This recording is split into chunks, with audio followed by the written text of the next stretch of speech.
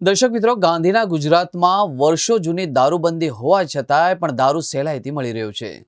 આજની કામગીરી સવાલને વધુ તેજ બનાવે છે. શહેરના આંબેડકર સર્કલ નજીક પીસીબી પોલીસને ધોળા દિવસે એક ક્રેટા કારમાંથી મોટી માત્રામાં વિદેશી દારૂ ભરેલો જથ્થો મળી આવ્યો હતો. પીસીબીને મળેલી ચોક્કસ બાતમીના આધારે કરાયેલી આ રેડ દરમિયાન કારમાં વિવિધ બ્રાન્ડનો વિદેશી દારૂ ખીચોખીચ ભરેલો મળી આવ્યો હતો. ખાસ વાત તો એ છે કે આ આખી કામગીરી અકોટા પોલીસ સ્ટેશનના નાક નીચે થઈ. સરકારી કાર્યક્રમોમાં પોલીસના સ્ટાફની વ્યવસ્થા હોવાના કારણે બુટલેગરો ખુલ્લેઆમ બેફામ બન્યા હોય તેવા સંકેત મળી રહ્યા છે.